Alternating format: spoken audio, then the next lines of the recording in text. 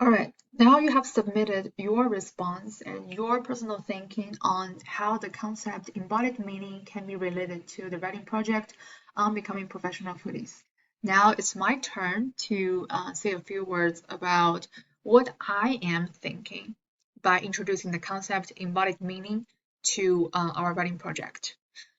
So first of all, even though you have assuming that you have read the project one description, here is a quick overview on what we're going to do.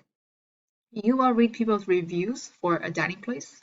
It could be a restaurant, it could be a cafe, as long as you have access to that place, as long as that place is still open. Do not choose a closed restaurant, all right?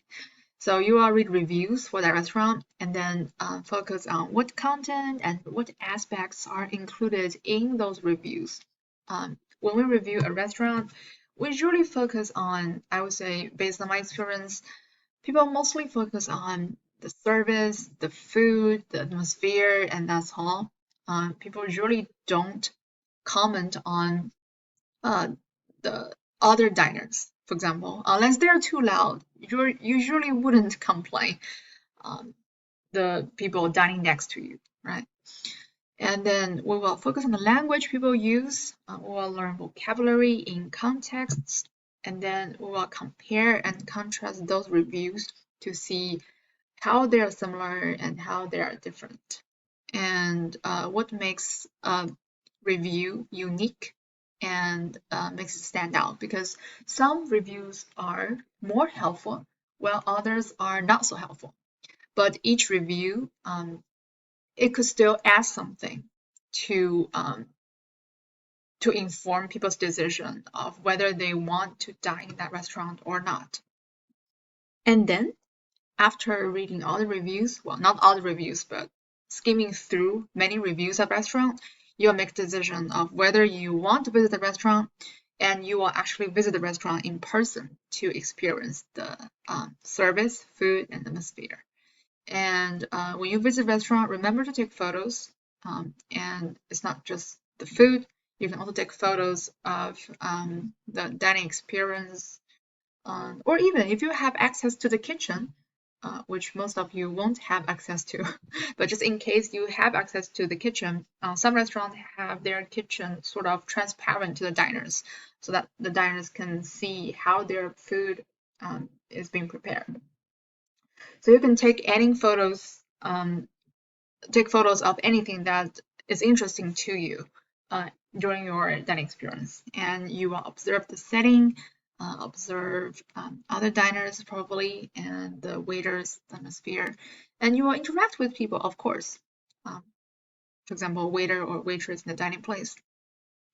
So after that experience, you will write a review for your dining place, and if possible, publish it.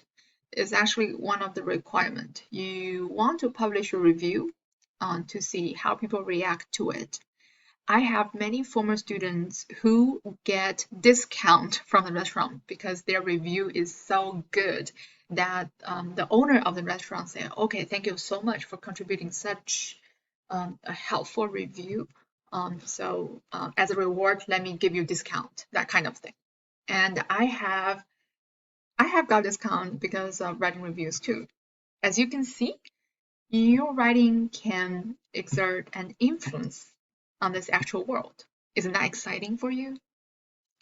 And then eventually you will write a behind the scene reflection on your published review to discuss what and why you have included in your review.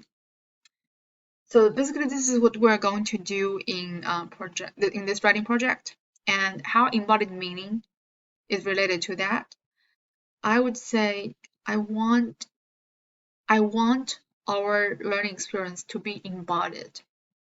And that's why I require you to actually visit the restaurant and to quote unquote test people's reviews in your own experience to see if you agree or disagree with them, to see how your personal, unique experience in that restaurant would resonate with the previous review or contradict them.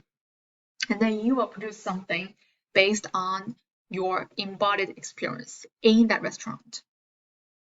All right, so now I have given you my personal take on the connection between our writing project and embodied meaning.